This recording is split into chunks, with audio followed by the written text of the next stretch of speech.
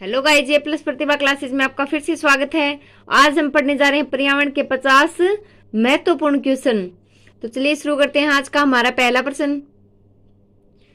जंतु एवं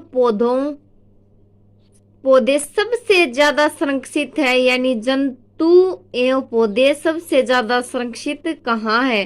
राष्ट्रीय उद्यान में, अभयारण्यों में, चिड़ियाघरों में, वनस्पति उद्योगों में। तो कहाँ है? राष्ट्रीय उद्यान में। नंबर 2, निम्न में से कौन सा क्षेत्र टाइगर संरक्षण परियोजना का हिस्सा नहीं है? रणथंभौर, सरिस्का, कुंभलगढ़ और जिम कार्बेट। तो कौन सा नहीं है?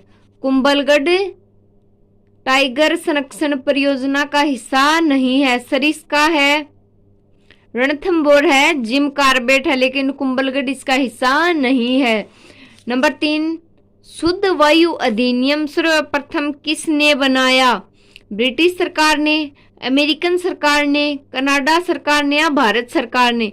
तो शुद्ध वायु अधिनियम सर्वप्रथम बनाया अमेरिकी सरकार ने। नंबर 4, किस अवशिष्ट का प्रभाव आगामी 100 वर्षों तक रहता है? रासायनिक अवशिष्ट, औद्योगिक अवशिष्ट, कृषि अवशिष्ट या आणविक अवशिष्ट? तो 100 वर्षों तक जिसका प्रभाव रहता है, रासायनिक अवशिष्ट का नहीं रहता, औद्योगिक अवशिष्ट भी नहीं रह सकता, कृषि अवशिष्ट भी 100 वर्षों तक नहीं रहता, तो है आणविक अवशिष्ट। कौन सा उद्योग संकटकारक उद्योग नहीं है? रसायन उद्योग, कीटनाशक उद्योग, दुग्ध उद्योग, उर्वरक उद्योग। तो संकटकारक उद्योग रसायन उद्योग संकटकारक है, क्योंकि रसायनों का ज्यादा प्रयोग भी फसलों को नुकसान देता है। कीटनाशक उपयोग संकटकारक है, उर्वरक का अधिक मात्रा में उपयोग संकटकारक है, तो दुग्ध उद्योग संकटकारक उद्योग नहीं है। IEEP का निर्माण किसने किया? UNEP, WHO, FBI या रेड क्रॉस? तो है ये यूरोप की सरकारों द्वारा, यूरोप के कुछ संगठन हैं, तो इसका निर्माण किसने किया था? UNEP ने। बेलग्रेड चार्टर घोषणा पत्र संबंधित था। बेलग्रेड घोषणा पत्र किससे संबंधित था? जनसंख्या शिक्षा, विश्व युद्ध, पर्यावरण शिक्षा।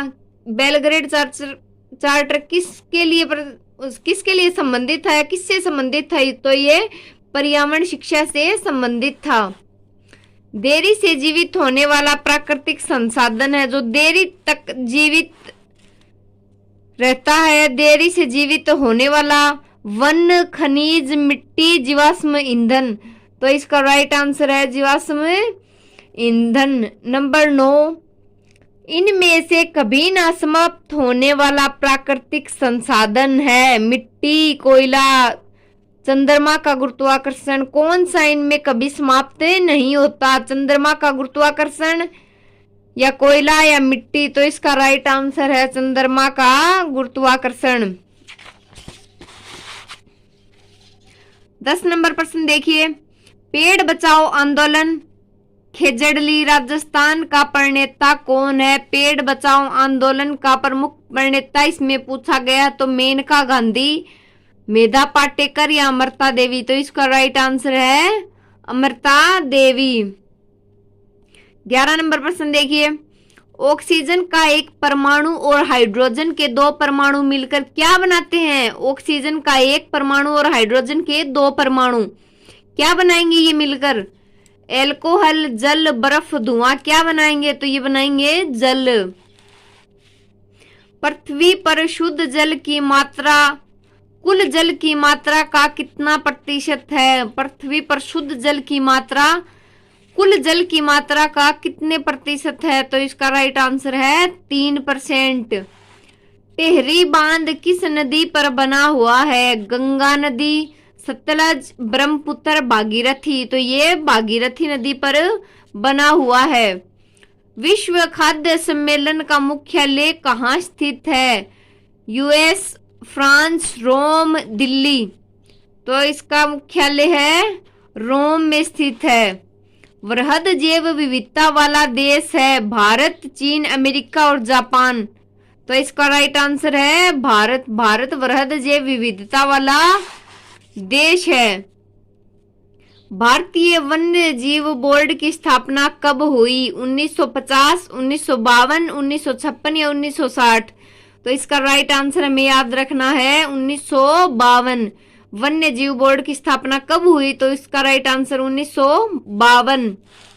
भारत में प्रोजेक्ट टाइगर योजना कब शुरू की गई थी? 1 अप्रैल 1973, 5 जून 1973, 10 दिसंबर 1973 या 25 नवंबर 1973?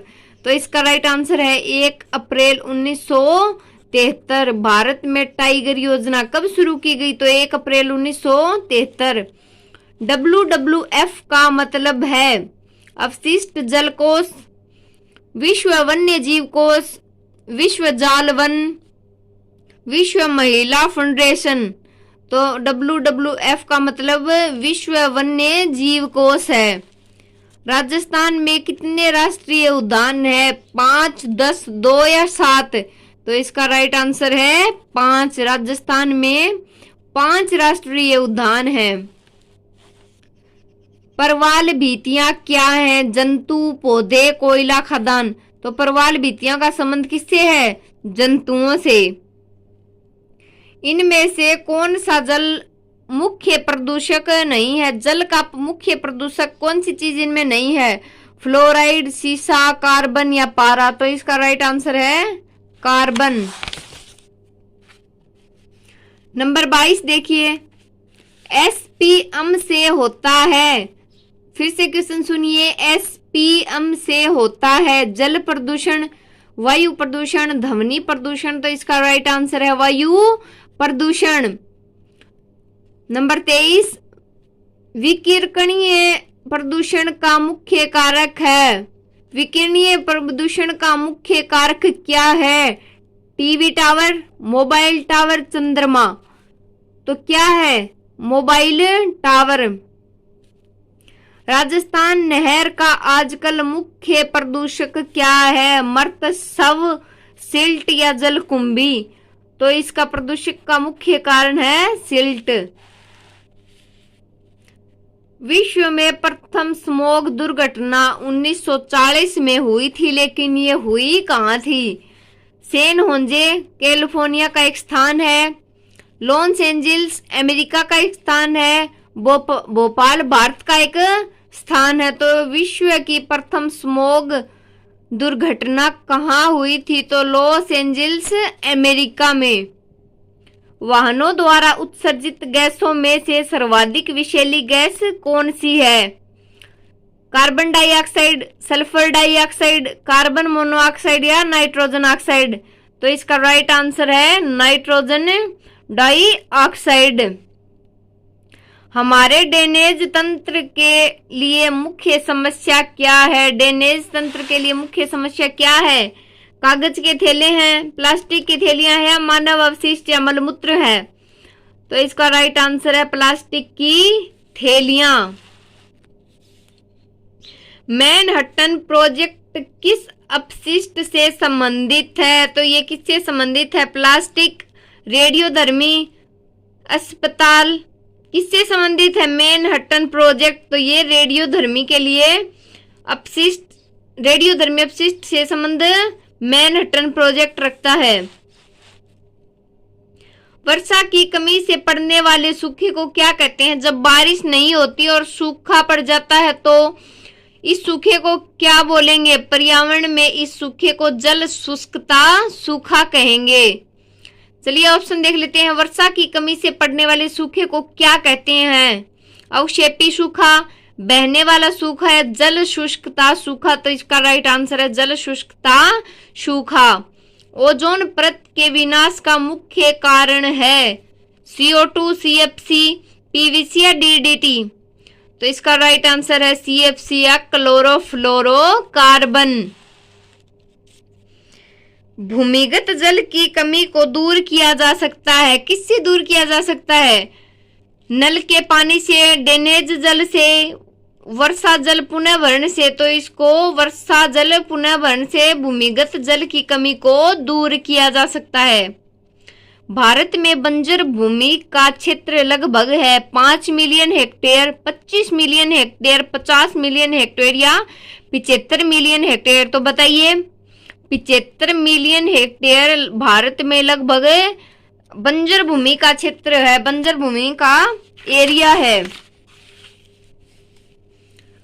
33 नंबर क्वेश्चन अगर हम देखें, प्रथम विश्व जनसंख्या सम्मेलन कहाँ हुआ था? मेक्सिको, बुखारेस्ट, चीन या न्यूयॉर्क? कहाँ हुआ था? बुखारेस्ट में प्रथम विश्व जनसंख्या सम्मेलन हुआ था। एक स्त्री के लिए गर्भ धारण करने की उपयुक्त आयु वर्ग या उपयुक्त आयु कितने वर्ष से लेकर कितने वर्ष तक की है? 16 से 40, 18 से 35, 14 से 30। तो ये 18 से 35। 3 वर्ष से छोटे बच्चे को प्रतिदिन कितनी बार भोजन करना चाहिए? 3 वर्ष से छोटे बच्चे को 5 से 6 बार, 8 से 10 बार या 2 से 3 बार? तो इसका राइट आंसर है 2 से 3 बार। बच्चों में अंधापन किस विटामिन की कमी के कारण होता है? Vitamin A, vitamin C, vitamin B? तो इसका राइट आंसर है विटामिन ए। मानव अधिकार दिवस मनाया जाता है 25 नवंबर को, 9 अक्टूबर को, 21 अप्रैल को या 10 दिसंबर को? तो ये मनाया जाता है 10 दिसंबर को मानव अधिकार दिवस मनाया जाता है। अपर्दन खाद्य श्रृंखला के उत्पादक होते हैं जीवित मृत या पादप प्लवक? तो इस खाद्य अपर्दन खाद्य श्रृंखला या अपर्दन है, ये अपर्दन न है यहाँ पर। तो ये मृत के उत्पादक होते हैं। गोबर गैस बायोगैस में मिलने वाली मुख्य गैस कौन सी है? ब्यूटेन, प्रोपेन, इथेन या मीथेन? तो गोबर गैस या बायोगैस में मिलने वाली मुख्य गैस मीथेन है। वातावरण की तह जिसमें हम सांस लेते हैं, क्षोभ मंडल, समताप मंडल, आयन मंडल या फिर ओजोन मंडल? तो क्षोभ मंडल के द्वारा ही हम सांस लेते हैं, या हमारा सांस लेना किस मंडल के कारण संभव है? तो क्षोभ मंडल। वे पदार्थ या ऊर्जा जो मनुष्य किसी आवश्यकता की पूर्ति के लिए करते हैं कहलाते हैं पर्यावरण, संपत्ति या संसाधन? तो इसका राइट आंसर है संसाधन। पदार्थ या ऊर्जा मनुष्य किसी आवश्यकता की पूर्ति तो संसाधन ही करेंगे। नवीनीकरण संसाधन का उदाहरण है कोयला, ग्रेनाइट, पेट्रोलियम, पानी? तो इसका राइट आंसर है पानी। उत्पादक की श्रेणी में आते हैं मछली, चूहा, घास या सांप? तो उत्पादक की श्रेणी में आता है घास। राजस्थान मरुस्थल का संकटग्रस्त पादप है फोग, केर, आक या खीप? तो राजस्थान मरुस्थल का संकटग्रस्त पादप है केर। कौन सा धातु युग्म पानी को जहरीला बना देता है? पानी को जहरीला बना देता है तो ध्यान से सुनिए, तांबा या टिन? तांबा, पारा या सीसा, सोना चांदी या तांबा निकल? पारा और सीसा धातु पानी को जहरीला बना देते हैं। कौन से वर्ष में चेरनोबिल नाभिकीय दुर्घटना हुई थी? 1986, 1982, 1985 या 1988? तो इसका राइट आंसर है 1986। वर्षा मापने का यंत्र है रेन गेज, रेन बोरोमीटर, मिट्टी थर्मामीटर? तो रेन गेज से वर्षा को माप सकते हैं। कोयला उद्योग में काम करने वाले व्यक्ति को लगने वाला रोग, कौन सा रोग लगता है? फेफड़े की सूजन, काला फेफड़ा रोग या मिनीमाता रोग? तो काला फेफड़ा रोग कोयला उद्योग की या कोयला उद्योग फैक्ट्री में काम करने वाले व्यक्ति को लग जाता है। सामान्यतः वार्तालाप में कितने डेसिबल की ध्वनि उत्पन्न होती है? 50 से 60, 120, 0 से 1 या 180? तो ये है 50 से 60।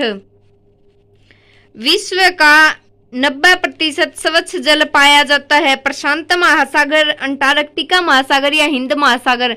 तो अंटार्कटिका महासागर में 90% स्वच्छ जल या नीला जल पाया जाता है।